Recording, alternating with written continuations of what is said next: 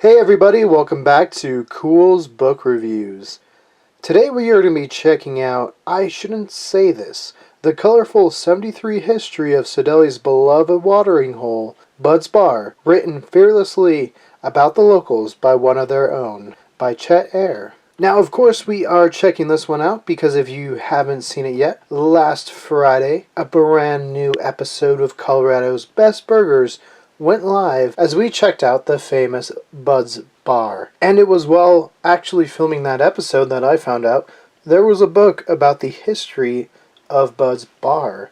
So, of course, I wanted to pick it up and tie it in. Plus, I love learning local history. It's always a fun time, so I was pretty excited to check this one out. But before I tell you my thoughts on this one, let's take a look at the book itself. Alright, so the top of the book does have an older picture of Bud's Bar. You can see some of the old school, actually Pepsi signage up there.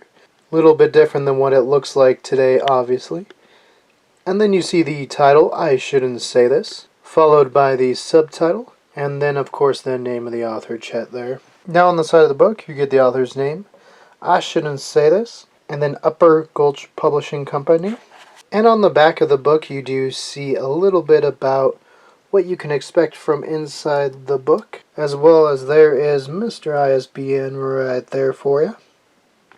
Alright, so this book clocks in at 81 pages, not a super long one. And as I flip through it, you can see lots of pictures, as well as some newspaper articles, and of course lots of good stories within the writing. And you can see a lot of these pictures are tying in with the different owners and or stories. Right there is a bear that was kind of displayed up front for a little bit. And there's Mr. Bud himself. But yeah, let's get to my thoughts on the book itself. Alright, so on to my thoughts. Perhaps this can be a little bit briefer of a section because it is a small book. But then again, who knows? Maybe I like to talk. We can go on for a while. But yeah, this is written by a local, Chet, who unfortunately has passed away recently. Actually, when I picked up the book, they did mention that he had passed away within the, I think, last couple of weeks. They said maybe 3. As well as on the outside of Bud's Bar, there was a picture informing everybody that, you know, Chet had unfortunately passed away. He had been going there for a while. You can see in the book there'll be a section kind of describing the little coffee club that was going on, where locals would just get together, get a cup of joe, and discuss whatever. And Chet was part of that, as well as a lot of the history. He knew quite a bit of the owners, and so yeah, it's unfortunate. Obviously, Sedalia, it's growing now, but it was a very small community and still kind of holds some of that small town, small community charm. Now, as far as the book itself, it is written pretty well. Chet, I think, has one other book that, you know, hopefully I can pick up and read. One thing I do want to say, if you want to buy one of these, I think the only place to get them is at Bud's Bar, so go there, pick one up. There's this one, as well as his other book. So I believe those are his only 2, but I think he did pretty well. Never was boring or felt kind of amateurish, just felt like somebody was telling you stories that they knew, which is obviously what this is. It's just stories about the bar from its beginnings to more modern day. This one came out in 2022. And you definitely learn a lot of cool history. Where it is now was actually a little kind of stop station with gas and everything. It actually was at a different location. Maybe at one point we'll do like a history of Bud's Bar. But they moved it because they're getting too many like noise complaints, you know, so Bud was able to find this one for sale, purchase it, and it's been running strong since he moved. The bar itself obviously has been in operation since 1948. It does cover 2020. Obviously that was a trying year on restaurants, but it talks about some of the stuff they did to keep it going, be it the to-go orders or more spaced out outdoor setting, which is definitely different than if you go to Bud's Bar. You know what it is. It's a fun little place. If you go more than once, you'll probably at least see one familiar face. I know we go a decent amount of time. It's not too far from us, so you do see the locals. So definitely a different thing for them. And then it talks about different traditions, be it Santa Claus coming, the New Year's parties, the giant squash that they grow, which I'll have to see if they still do that, but at least as far as when this book came out, they did.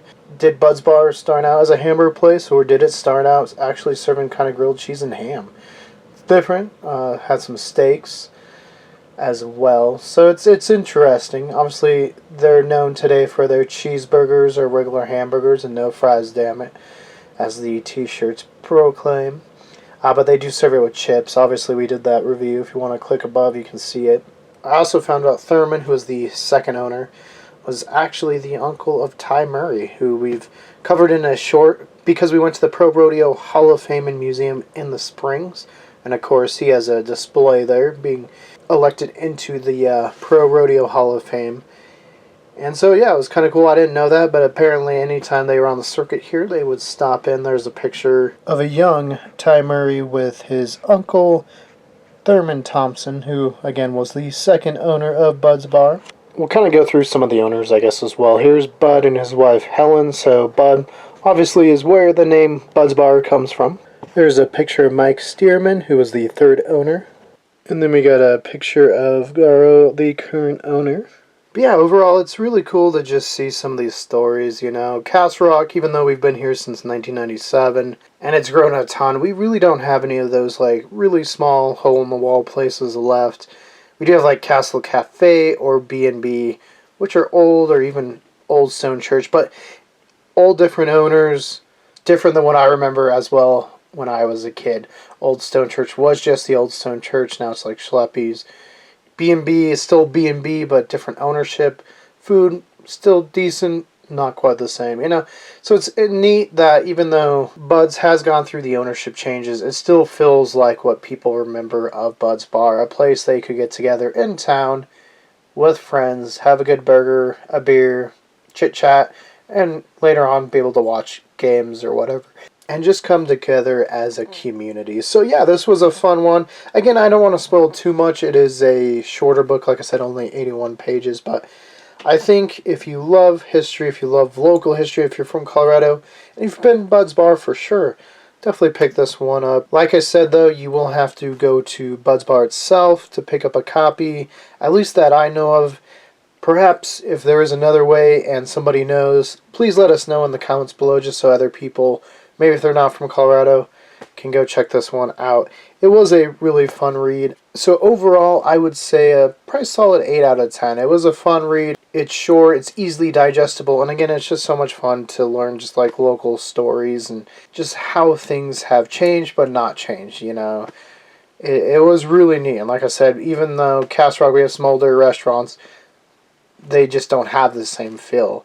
Very much more feel of like a modern restaurant than Bud's. And it's something we don't get a lot here in Colorado. We've been on a lot of road trips where we do find it, especially like New Mexico, or we've gone to like Texas or Oklahoma or stuff like that. Like I said, I do recommend it, and I was very excited that at least that I looked off to the side when I was paying the bill and saw that they had these there. So definitely check it out if you haven't.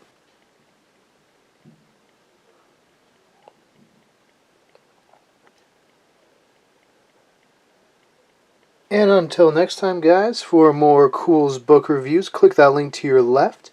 For more about us here at Culz Paranormal, click that link to your right. And don't forget to hit that like and give us a subscribe. And let us know, A, have you been to Bud's Bar? And B, is there a book we should be reading here in 2025? Tell us in the comments below.